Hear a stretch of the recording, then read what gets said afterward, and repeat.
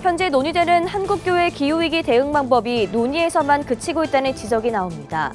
성도들의 참여를 이끌어낼 수 있는 교회 정책의 전환이 필요해 보입니다. 백석대학교 신학대학원이 3월 개강에 앞서 신입생 대상 영성수련회를 진행했습니다. 화강교회 윤호균 담임 목사가 자신의 목소리를 읽어주는 오디오 성경 제작에 나섰습니다. 구티비 신년 특별기획, 오늘은 성인 발달장애인을 돌보는 희망의 학교 한병훈 집사를 만나봤습니다. 구티비가 튀르키예 특별 취재단을 꾸려 한국교회 봉사단과 함께 지진 피해 현장을 방문합니다.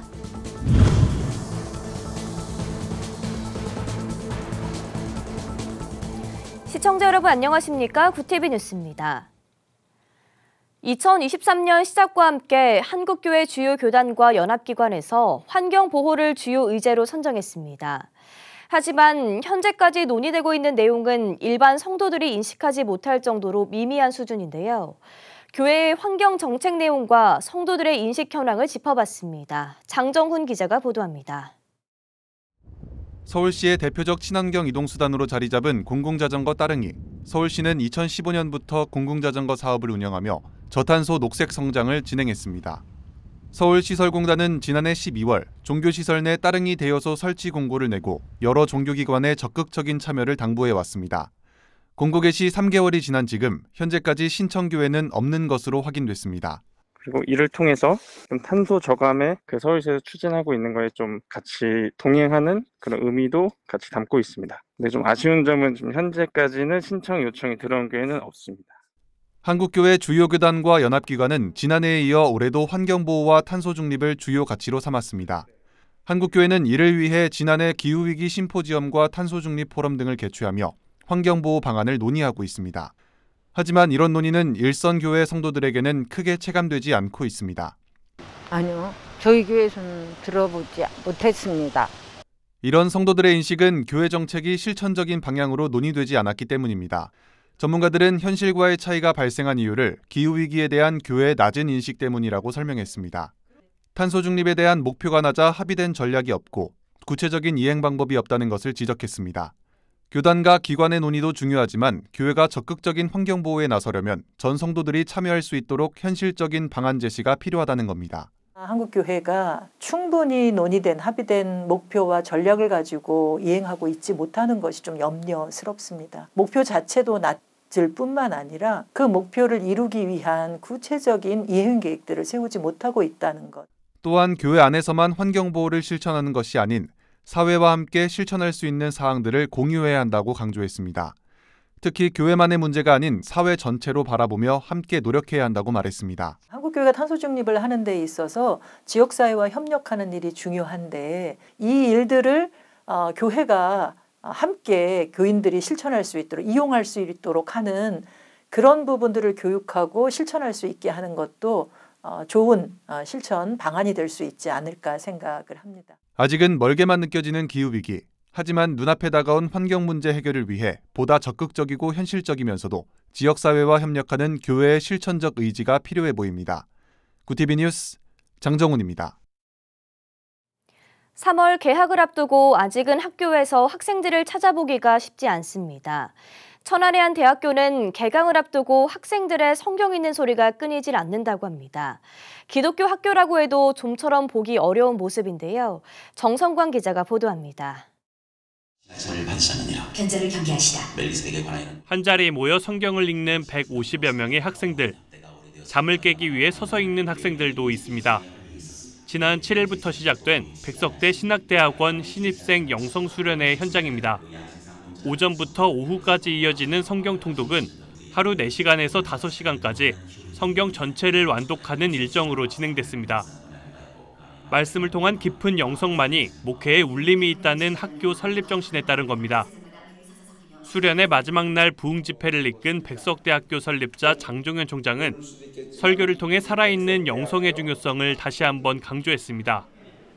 신학교는 학문을 배우러 와서 뭐를 더 배워야지만 영성을, 학자가 영성을 갖고 있는 그 영성에서 여러분들에게 하나님의 말씀 속에 묻어나가는 인격을 배워야 되는 거예요.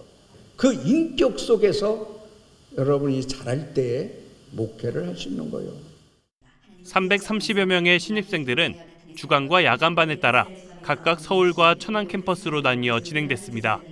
73세 나이로 신대원에 입학한 조금석 씨는 40여 년간 초등학교 교사로 재직하다 두 번째 사명을 감당하고자 신대원에 입학했습니다.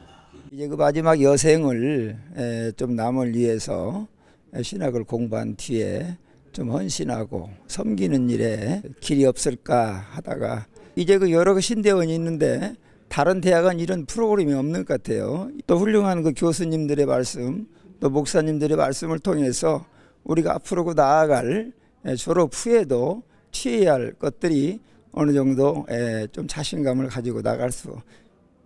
학교는 3년간 학업에 앞서 신입생들과 영성수련회를 진행할 수 있게 된 데 큰 의미가 있다는 입장입니다.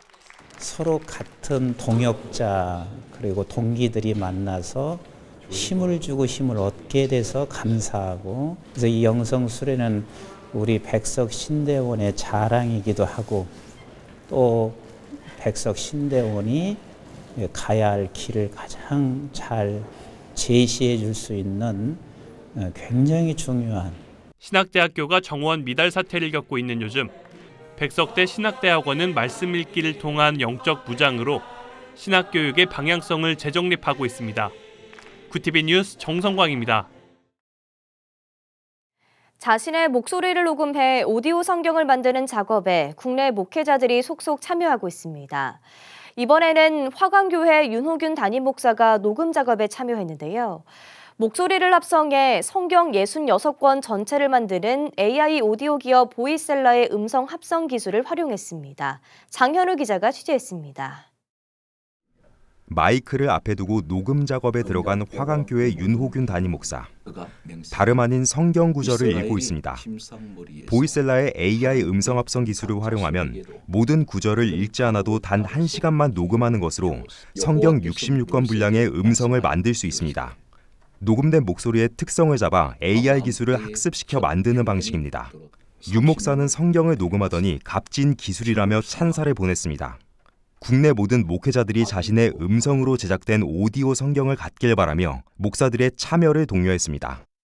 오디오 성경을 녹음을 하면서 느낀 것은 모든 목사님들이 다 참여해서 그리고 각 교회의 성도들에게 항상 24시간 언제든지 어느 곳이든지 말씀을 담임 목사님의 목소리를 들을 수 있다는 것, 대단한 중요한 의미가 있다고 생각합니다. 설교에서 듣던 익숙한 목소리로 녹음된 오디오 성경은 성도들의 신앙생활에 확신과 성숙을 가져다 줄 것이라고 윤호균 목사는 강조했습니다. 교회 담임 목사의 목소리로 성경 66권 전체를 들을 수 있다는 건 생각지도 못했는데 보이셀라를 통해 그 기회가 생겼다며 감사의 뜻을 나타내기도 했습니다. 그러면서 구티비와 보이셀라가 협력해 진행하는 오디오 성경을 많은 성도들이 접하게 되길 바란다고 전했습니다. 성경 66권의 말씀을 통해서 성도들의 신앙이 완전히 회복할 수 있는 계기가 되리라고 생각하면서 구티비 방송에서 이 일을 시작한 것에 대해서 너무나 감사를 드리면서 우리 모두가 성경 읽기 운동을 전개했으면 좋겠습니다. 구티비는 지난해 보이셀라와 업무 협약을 맺어 오디오 성경 제작 사역을 위해 전국교회 목회자들의 참여 신청을 접수받고 있습니다. AI 오디오 성경은 관심 있는 누구나 참여할 수 있으며 여의도 순복음교회 이영훈 목사를 비롯해 오른교회 김은호 목사, 온누리교회 이재훈 목사, 선한목자교회 유기성 목사 등이 참여했습니다. 윤호균 목사의 오디오 성경은 내달 초 구티비 녹토객과 바이블리 앱을 통해 동시에 공개될 예정입니다. 구티비 뉴스 장현우입니다. 구티비 신년 특별기획 순서입니다. 구티비는 2023년 비전 다시 복음으로 새롭게 맞춰 우리 주위에 있는 소외된 이웃을 섬기는 사역자들을 만나보고 있는데요. 오늘은 성인 발달장애인을 위한 주간 보호시설인 희망의 학교에서 섬기는 한병훈 집사를 만나봤습니다. 보도에 장세인 기자입니다. 이른 아침부터 들뜬 표정의 학생들이 하나둘씩 차에서 내립니다. 수요일마다 열리는 음악 수업에 참여하기 위해 온 성인 발달장애인 학생들입니다. 광진구 서울시민교회 건물에 있는 희망의 학교는 성인 중증 발달장애인 주간보호시설입니다. 성인이 된 발달장애인 자녀를 주중에 맡길 곳이 없어 어려움을 겪는 성도들과 지역 주민들을 위해 서울시민교회가 지난 2003년에 세웠습니다. 20대 중반에 처음으로 교회 희망부에서 봉사를 시작한 한병훈 집사는 처음 보는 자신을 너무나도 반겨주는 장애인분들과 함께하고 싶어져 10년 전부터는 희망의 학교에서 사회복지사로 일하기 시작했습니다. 2017년부터 시설장으로 섬기게 된 한 집사는 성인 발달장애인 자녀는 생활을 위해 도움이 절실하지만 학교나 맡길 곳이 없어 가족들의 경제생활과 믿음생활에도 영향을 끼친다고 말했습니다. 저희 이용장애인분들 나이가 지금 30대에서 50대 사이세요. 근데 이제 보호자분들의 나이가 60, 70, 많으신 분은 80대도 계시거든요. 근데 이제 저분들을 전적으로 그 나이가 많으신 보호자분들이 집에서 또 돌봐야 돼요. 그래서 보호자분들의 이제 기도 제목이 하루만 더 살게 해달라.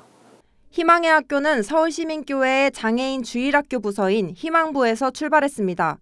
발달장애인 자녀를 둔 가족들은 예배에 참석하는 데 어려움을 겪다 희망부 덕분에 다시 신앙 공동체로 나올 수 있었습니다. 희망의 학교에서는 역량 강화를 위한 다양한 재활 프로그램과 주 5일 돌봄 서비스를 지원해 발달장애인의 가족들도 경제활동을 할 수 있도록 돕습니다. 요리, 미술, 특수체육 수업과 건강댄스, 카페 방문, 박물관 견학 등의 프로그램들이 제공됩니다. 교회는 2010년에 희망일터라는 장애인 직업재활시설도 만들어 경증 발달장애인들의 사회생활도 돕고 있습니다. 찬양도 큰 소리로 정말 즐겁게 따라 부르세요. 순수하게 하나님을 찬양할 수 있구나. 우리를 통해서 좀 하나님이 일을 하시고 이렇게 한 영혼이 다시 교회로 나오는 그런 놀라운 일들이 우리를 사용하셔서 이루어지는구나. 한 집사는 발달장애인은 자신의 필요를 직접 말할 수 없어 가장 소외된 사람들이라면서 교회가 이들에게 어떤 도움이 될 수 있을지 교인들이 함께 고민하고 만들어 나가야 한다고 전했습니다. 자기 주장을 하고 자기가 원하는 욕구를 표현하고 자기가 필요한 것을 얻어내는 데 있어서 너무나 부족하고 약하세요. 그러니까 자기의 의견을 다른 사람이 대신해서 표출하고 얘기를 해줘야 되는 분들이고 이런 기관들을 교회에서 조금 더 많이 운영을 해서 평일에도 좀 연계가 될 수 있도록 확장을 해나가는 게 굉장히 중요하다. 한 집사는 발달장애인이 교회와 사회에서 함께 어울리기 위해서는 교인들의 협력이 가장 중요하다면서 지적 연령이 낮다고 해서 사회와 동떨어진 아이처럼 바라보지 말고 장애라는 개성을 가진 우리랑 똑같은 사람들로 인식해줬으면 한다고 당부의 말을 남겼습니다. 구티비 뉴스 장세인입니다. 구티비가 지진 피해 역사상 최대 규모로 알려지고 있는 튀르키예 현지에 특별 취재단을 전격 파견했습니다. 취재단은 대형 참사로 고통 중에 있는 현지 시민들을 위로하고 생생한 현지의 상황을 한국에 전하기 위한 목적으로 한 주간 취재를 진행하게 됩니다. 특별히 튀르키예와 시리아 긴급구원 지원을 위해 파견되는 한국교회 봉사단과 그린닥터스, UN 난민기구와 일부 일정을 동행할 예정입니다. 한교봉은 하타이주 안타키아 지역을 중심으로 의료봉사를 진행하고 난민 캠프가 있는 메르슨 지역을 방문해 의료 지원과 긴급 구호품을 전달할 계획입니다. 또 튀르키예 한국인 사역자협의회 비상대책위원들과 피해 상황 및 이재민 구호 방향을 위한 장기 지원 방안을 논의해 귀국 후 한국교회 교단들과 정보를 공유하게 됩니다. 한국교회 총연합이 한국교회 선교사 전기 시리즈 오디오북 스트리밍 영상을 15일 한교총 공식 유튜브 채널을 통해 공개했습니다. 한교총은 지난해 정부의 종교문화 지원 사업으로 한국교회 선교사 전기 시리즈 5건을 출간하고 지난달 추가적으로 6건을 발간했습니다. 한교총 이영훈 대표회장은 우리가 이 땅의 복음화를 위해 헌신한 수많은 선교사의 생애와 활동에 대해 잘 알지 못하고 있는 것이 사실이라며 선교사들의 삶과 선교 활동을 한국교회와 세상에 알리기 위해 한교총 산하에 문화유산 연구소를 설립하고 작년에 이어 올해에도 선교사 전기를 기획 출간했다고 밝혔습니다.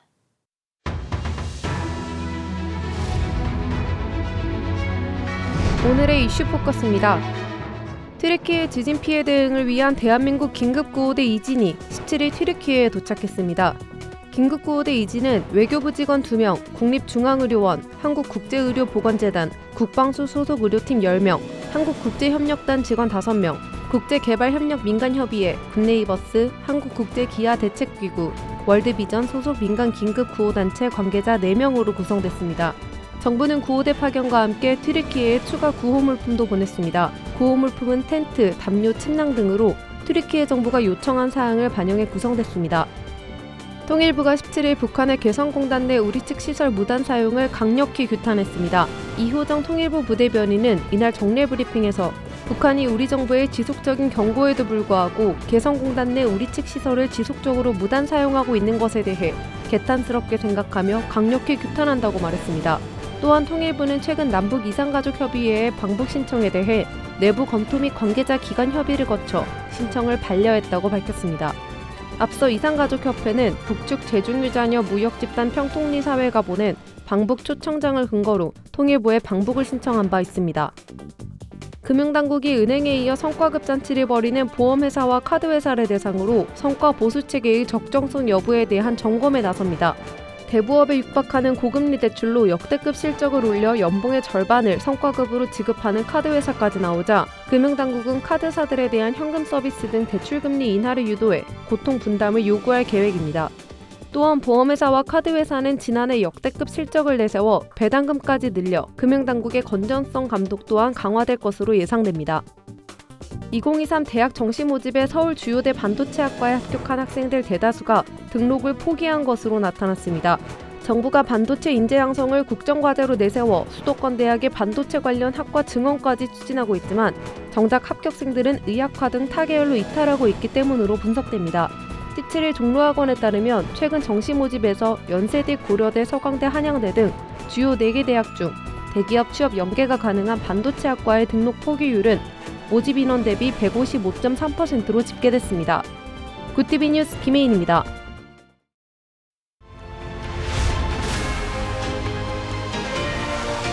굿티비 월드와이드입니다. 조 바이든 미국 대통령이 현지 시간 16일 백악관 이스트룸에서 68년 전 백인에게 살해당한 흑인 소년에 대한 영화를 상영하며 미국 사회가 인종차별을 위해 더 노력해야 한다고 당부했습니다. 작년 8월에 개봉한 영화 틸은 1955년 린치를 당해 사망한 14세 흑인 소년 에미틸의 어머니가 정의 실현을 위해 노력한 이야기를 담았습니다. 바이든 대통령은 작년 3월 그의 이름을 딴 에메틸 반 린치법에 서명했습니다. 바이든 대통령은 아직도 흑인이라는 이유로 차별과 폭력을 당하는 이들이 많다며 우리는 침묵해서는 안 된다, 현실 부정은 더 나쁘다고 말했습니다. 지진 피해가 심각한 튀르키예 시리아 국경지대에 16일 또다시 강력한 여진이 발생했습니다. 이날 오후 9시 47분 튀르키예 하타이주 우준바 연안에서 규모 5.2의 지진이 발생했습니다. 앞서 열흘 전 대지진의 피해로 손상됐던 건물 일부가 이번 여진으로 붕괴됐습니다. 한편 유엔은 이날 튀르키예 강진 피해자들을 돕기 위해 10억 달러 규모의 기금 모금을 시작한다고 밝혔습니다. 지난 6일 규모 7.8과 7.5의 강진이 튀르키예 동남부와 시리아 서북부를 연달아 강타하며 현재까지 4만 2천 명 이상의 사망자가 나온 것으로 집계됐습니다. 세계 3대 영화제 중 하나인 독일 베를린 국제영화제 개막식 레드카펫에 기후활동가들이 난입했습니다. 기후운동단체 마지막 세대 소속 활동가 2명은 16일 오후 7시 35분 독일 베를린에서 열린 제73회 베를린 영화제 개막식에서 진입금지 펜스를 넘어 레드카펫에 순간 접착제로 손을 접착했습니다. 개막식에 난입한 라파엘 페미 활동가는 베를린 영화제가 하듯 작은 틀에서 지속 가능성을 홍보하는 것도 중요하지만 이를 통해 우리를 구할 수는 없는 만큼 방향의 급선회가 필요하다고 말했습니다. 세계 최대 규모 연례 안보회의인 뮌헨 안보회의 개막 이래 독일 주요 공항에서 일제히 파업이 예고돼 각국 주요 인사들의 회의 참석에 차질이 빚어질 거란 우려가 나옵니다. 독일 서비스 노동조합 연합 베르딘은 17일 24시간 동안 프랑크푸르트와 뮌헨, 함부르크 등 주요 공항 노동조합 조합원에 전방위 파업 명령을 내렸습니다. 뮌헨에서는 17일부터 19일까지 각국 정상 약 500여 명이 참석하는 뮌헨 안보회의가 예정돼 있습니다. 프랑크푸르트 공항에서 비행기를 타는 것은 불가능할 전망이며 뮌헨 공항은 여객 서비스를 중단할 것이라고 밝혔습니다. 베르딘이 인력난으로 인한 임금 인상을 요구하고 있습니다. 굿티비 뉴스 김혜인입니다.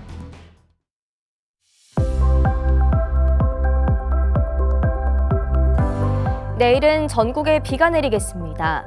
제주와 호남, 경남 지역에는 5에서 30mm, 수도권 등 그 밖의 대부분 내륙 지역에는 5mm 미만의 비가 예상되고요. 강원 북부 내륙과 산지에는 1에서 3cm가량의 눈이 내리겠습니다. 내리는 눈, 비는 일요일 낮 동안에 대부분 그치겠습니다. 이어서 전국 날씨입니다. 내일 한낮 최고 기온은 서울 8도, 강릉 7도가 예상됩니다. 남부지방은 광주 8도, 대구 7도, 부산 9도, 제주는 11도를 보이겠습니다. 날씨였습니다. 지진 피해 역사상 최대 규모로 알려진 튀르키 현지에 구티비가 특별 취재단을 꾸려 파견하기로 전격 결정했습니다. 도움이 필요한 사람들을 위로하고 섬기는 선교 방송으로서의 사명을 실천하기 위해서인데요. 한 주간 현지의 생생한 모습을 담아 전해드리는 뉴스가 터전과 가족을 잃은 이재민들에게 큰 위로가 되길 기대합니다. 이상으로 뉴스를 마칩니다. 함께해 주신 여러분 고맙습니다.